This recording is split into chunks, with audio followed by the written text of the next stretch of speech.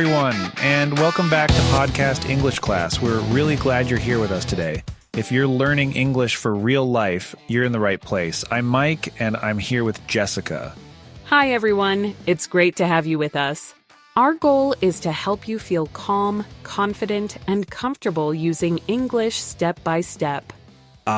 Today, we're talking about one very small word that you hear everywhere. Yes, the verb have. It looks simple, but it does a lot of work in English. We'll explore how to use it in the present, the past, and the future. We'll practice together, use clear examples, and enjoy a relaxed conversation. So take a breath, get comfortable. And let's start learning together. Okay, Jessica, before we jump into examples, I think we should calm everyone down first. This word have looks small, but people feel nervous when they hear how many forms it has. I agree. Let's start with good news. If you already say things like I have a phone or I have time, you're not a beginner with this word at all. Exactly. You're already using it. The problem isn't the word, it's the organization. People hear I have lunch and I'm having lunch and think, well, why did English change the rules? But the rules didn't really change. We just need a clear map. I like to think of have as living in 3 time neighborhoods: now, before, and later. That's a nice image. So instead of memorizing random sentences, you ask one simple question first. When is this happening? Yes. If it's about now, you're in the present family. If it's about before now, you're visiting the past family. And if it's about later, welcome to the future family. And inside each family, you don't have chaos. You have patterns. Some forms talk about things that are stable, like possessions or facts. Others talk about actions, plans, or experiences. Right? For example, when you say I have a job, that's not an action. You're not doing the job at this second. It's a state. So simple have feels right. But when you say I'm having lunch, lunch is an activity. It has a beginning and an end. That's why English treats it differently. This is such an important mindset shift. Instead of thinking, which tense is correct? Think, am I talking about a thing, a state, or an activity? And once you do that, a lot of confusion disappears. You stop saying things like I'm having a car because a car isn't an activity. Exactly. Another helpful idea is to listen more than you judge yourself. When you hear English in movies or podcasts, don't panic. Just notice, oh, they used have here because it's about experience or because it's a plan. I also want to say this clearly. You do not need to use every form perfectly. Even native speakers mostly use the simpler ones in daily life. Yes, advanced forms exist to give you more precision, not to punish you. You learn them slowly, the same way you learned basic sentences. So today, our first goal is not mastery. It's recognition. When you hear have, you start asking smart questions instead of feeling lost. And the second goal is confidence. If you can say one clear sentence with have today, that's already progress. Exactly. Grammar is a tool, not a test. Beautifully said. So everyone listening, take a breath. You already have more English than you think. And now that we have our map, let's start walking through it. One step at a time. Now that everyone has the map in their head, let's zoom in on the present family. This is where learners spend most of their time. Yes, and also where most confusion happens, especially between have and am having. Let's make it very practical. If I say I have a laptop, what am I talking about? Possession, something stable. You own it. It doesn't feel temporary. Exactly. That's why we use present simple. Have or has. It's calm, like nothing is moving. Now, change just one thing. If you say, I'm having a meeting, suddenly it feels different, right? Yes, a meeting is an event. It starts, it ends.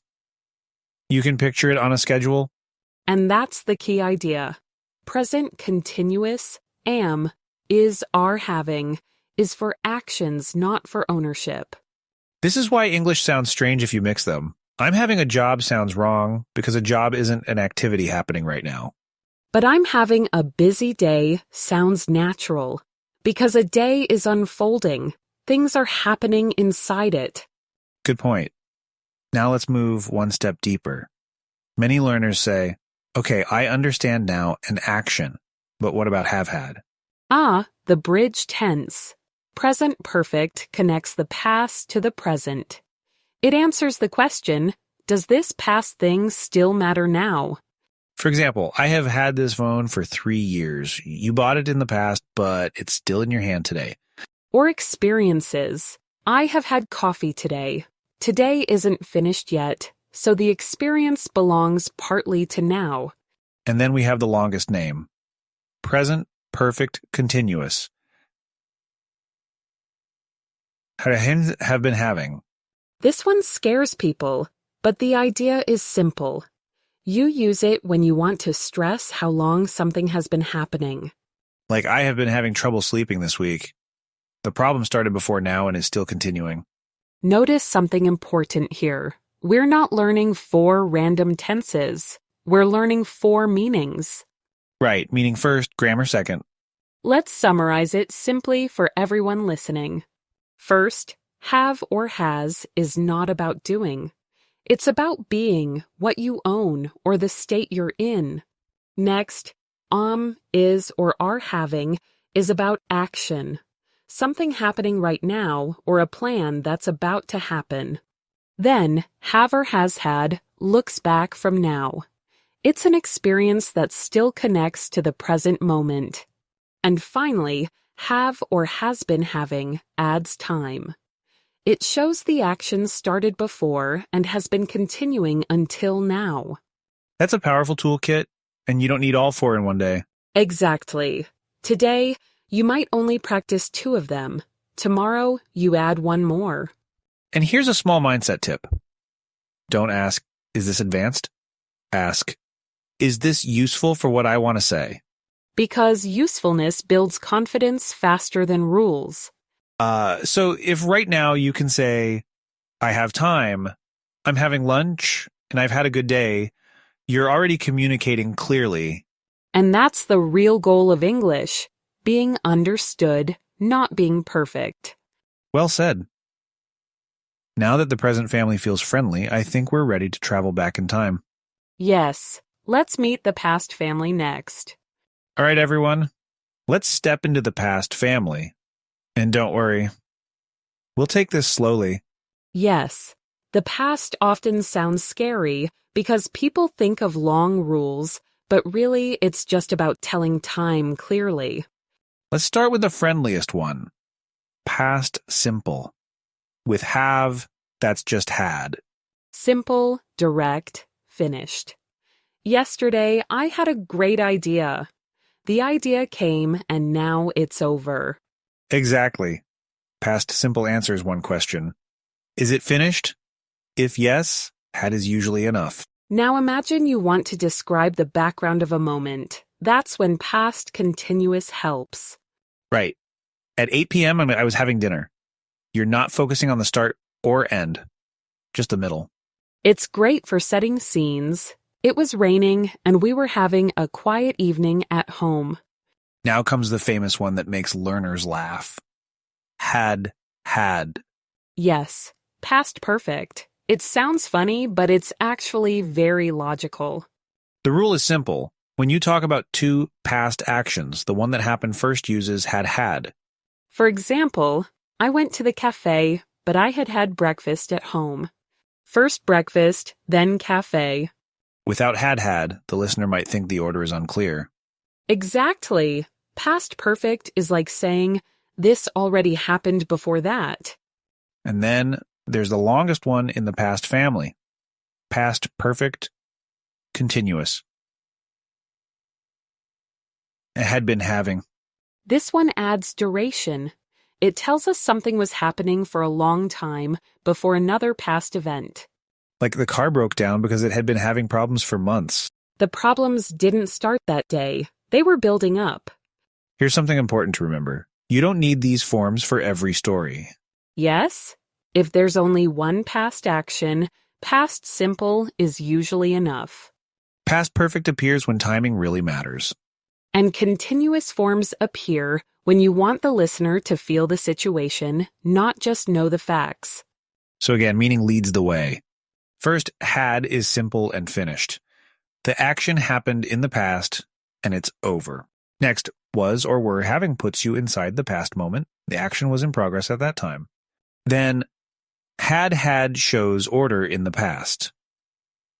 One action happened earlier than another past action. And finally, had been having adds duration. It was a long or repeated situation before something else happened. If you remember the story function, not the grammar name, it becomes much easier. And don't worry if had feels strange on your tongue. Say it slowly at first. Native speakers learned it the same way. The goal isn't to sound fancy, it's to help your listener understand your timeline. Exactly. Clear stories build confidence, for you and for the person listening. And once you feel comfortable with the past, talking about the future feels much easier. Perfect transition. Let's look ahead and meet the future family next. Okay, now that we've survived the past, let's move forward, literally into the future family. I like the future family. It usually feels more hopeful, and it's very useful for daily life. Absolutely.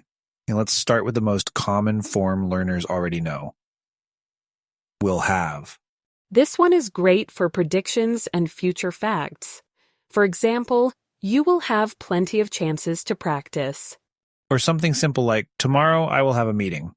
Clear and practical. Now, learners often ask, what about going to? Good question. Yes, going to have often shows a plan or intention that already exists. For example, I'm going to have lunch with a friend. It sounds planned, not spontaneous. While I will have lunch with a friend can still be correct, it feels a little more neutral or decided in the moment.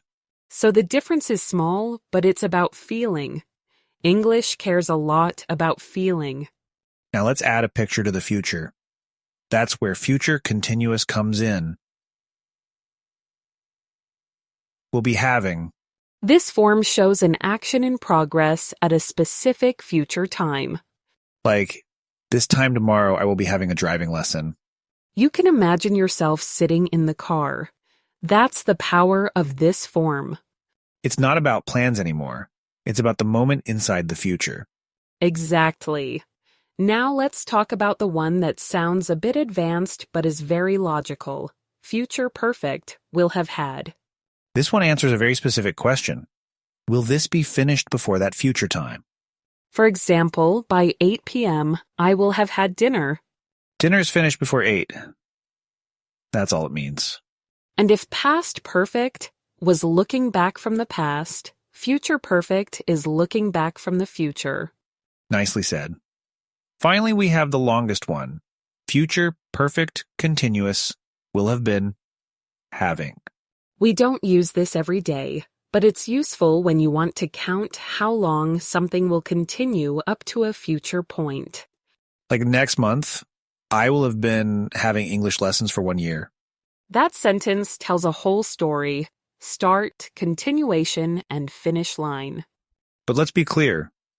You don't need to force this form into your daily English. Yes, understanding it is more important than using it often. So let's summarize the future family simply.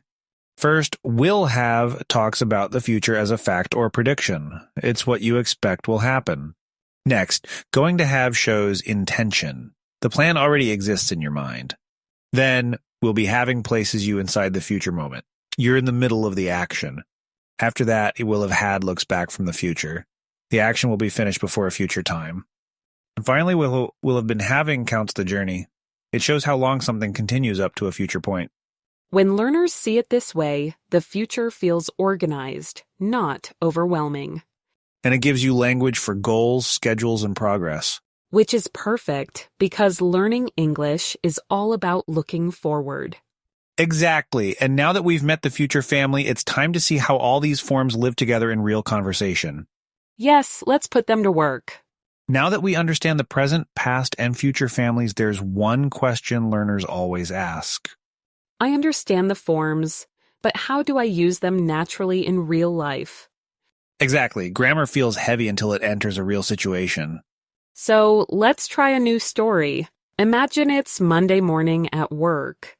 Okay, I have a deadline today, and I already have 3 emails waiting. That already sounds stressful. It is. I have had this project for 2 months, and now everything feels urgent. So the project started in the past and still matters now. That's present perfect working naturally. Right. And honestly, I have been having trouble focusing since this morning. That shows duration. The problem didn't start just now. Exactly. At 9 a.m., I was having my first meeting of the day. Just setting the scene. And by noon, I had had 5 calls already. That's a perfect use of had. One past moment, looking back at an earlier past. No wonder I was tired by lunchtime. What about the afternoon? This afternoon, I will be having a review call with my manager. You can picture it, mid-call, discussing details. That's future continuous. And by 6 p.m., I will have had everything submitted. Finished before a future point. Clear, clean future perfect. When you hear it like this, it doesn't feel like grammar anymore. Exactly. It feels like normal thinking. That's the big lesson here. You don't choose grammar first. You describe your life. The grammar appears naturally because time is changing. Workdays are perfect for practice because they include plans, pressure, progress, and results. And have fits into all of those moments. You have tasks. You are having meetings. You have had challenges. And later, you will have results. This is why we keep saying, don't memorize forms in isolation. Attach them to moments you already live every day. If you can describe one real workday with have, you're already using advanced English. And you didn't study advanced grammar. You just told the truth about your day. That's powerful. So tonight or tomorrow, try this. Describe one part of your day using have. It can be about work, family, or plans. One short story is enough. Because grammar sticks best when it belongs to your life. And that's when English stops feeling like a subject. And starts feeling like a tool you actually use. Exactly. Now that we've talked about habits, I think it's time to zoom in on something very practical. Daily situations. Yes, this is where learners really feel the power of have. It shows up everywhere.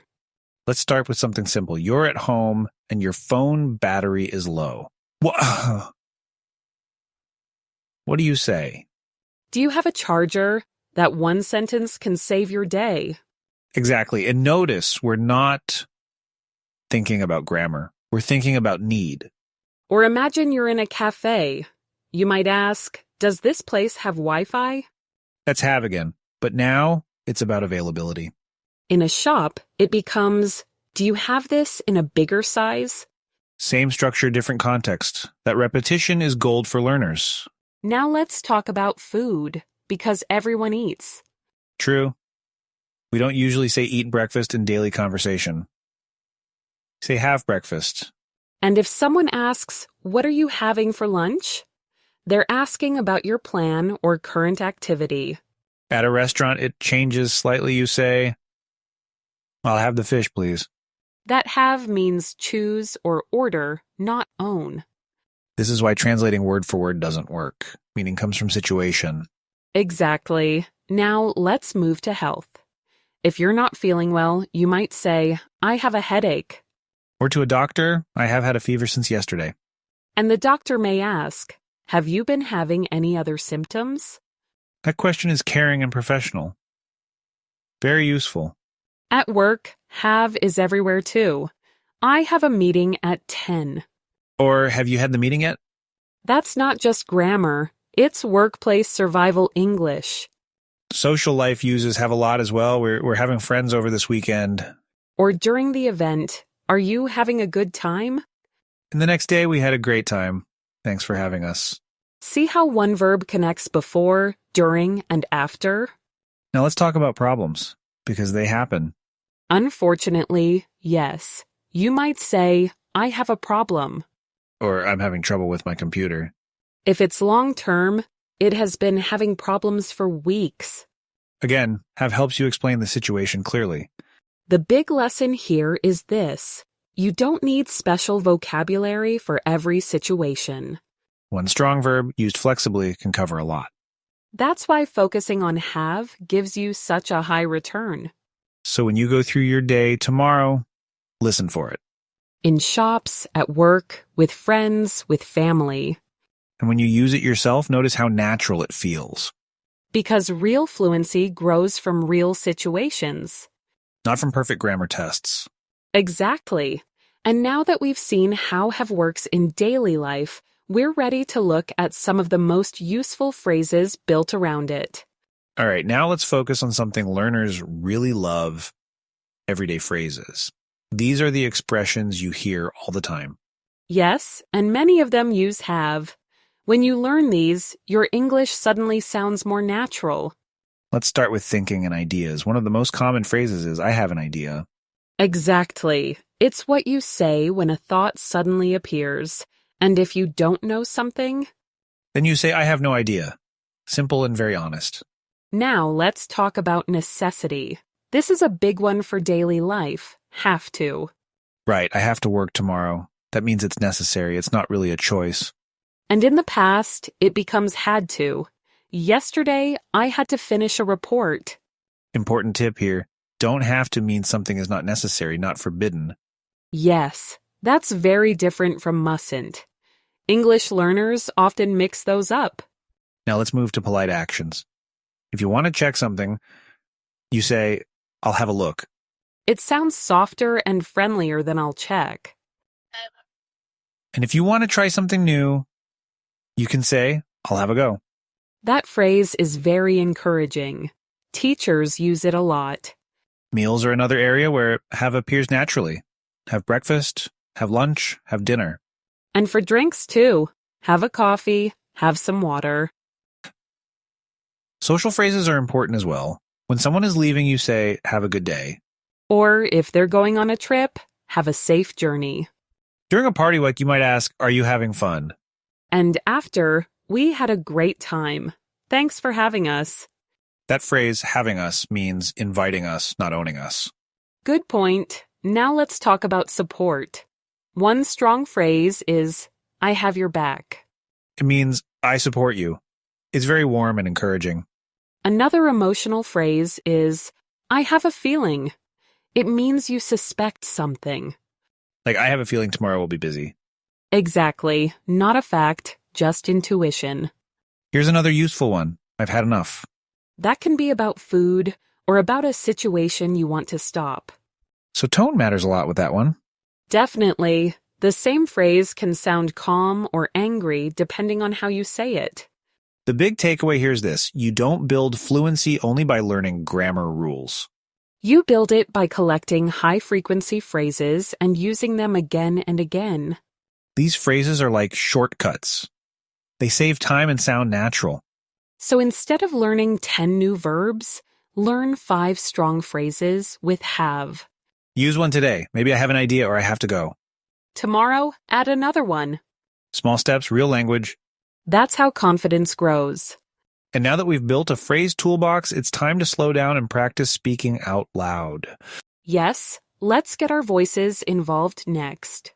All right, this is the moment where listening turns into speaking. Everyone, this part really matters.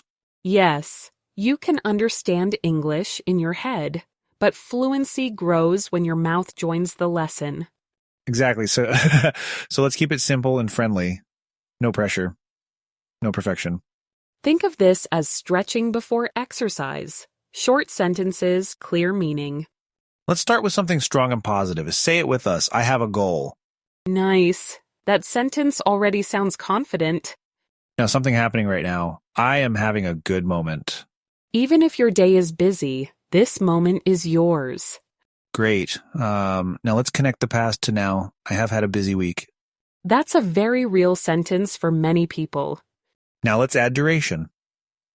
I have been having a lot to think about.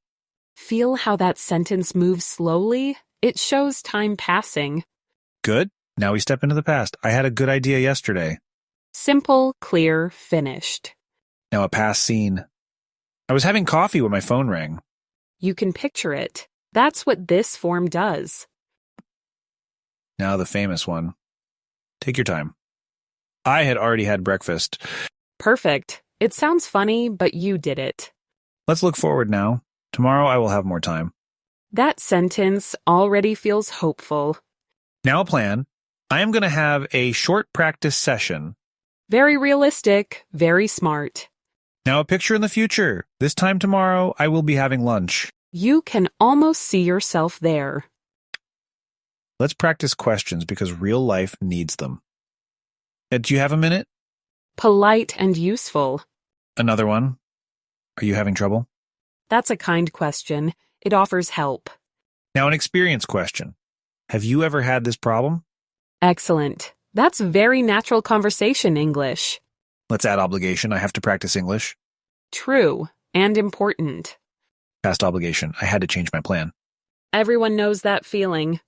Now a negative. I don't have much time today. Honest and very common. And one more. I haven't had enough sleep. Say that one carefully. It's very useful. Now let's try one longer sentence. I have had this habit for months. And it is helping me now. That's a full story in one sentence. And finally, a future finish line. By next year, I will have had more confidence. Beautiful sentence. Remember that one. If you spoke out loud, even quietly, you did something important. Your brain heard your voice using English correctly. That's how new patterns become natural. Not all at once, little by little. So don't rush. Repeat this part again tomorrow if you want. And remember, every sentence you say is progress. Now let's wrap everything together and finish strong. Wow, we've covered a lot today. How are you feeling, Jessica? Honestly, a little tired, but in a good way. The kind of tired that means you actually practiced. Exactly, that's an important difference. Learning happens when your brain works, not when it just listens. And today, we didn't just talk about the verb have. We lived with it. Yes, we used it to talk about possessions, plans, experiences, problems, and goals. Present, past, future, all connected by one small word. That's something learners often forget. English isn't thousands of separate rules. It's a small number of very common words used again and again in different ways. And have is one of the most powerful ones. Think about your own day. You have responsibilities. You have plans. You have feelings. You have had experiences that brought you here. And you will have progress if you keep going. I love that. Now let's be very honest with everyone listening.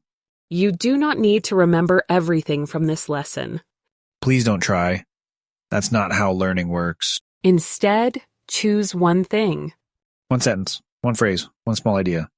For example, today you might remember, I have to practice English. Tomorrow maybe, I'm having a busy day.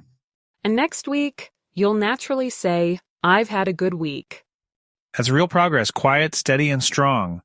And here's something important. If you make mistakes, it means you're using the language. Silence doesn't create fluency. Speaking does. Even imperfect speaking. Especially imperfect speaking. Before we finish, let's give everyone a tiny action to take. Yes, a micro task, something easy but meaningful. Today or tomorrow, write one sentence using have. Just one? It can be about your day, your plan, or your feeling. Say it out loud once. That's all. If you want, share it in the comments or write it in a notebook. Not to be perfect, just to be present. Remember, confidence grows from showing up again and again. And you're already doing that by listening.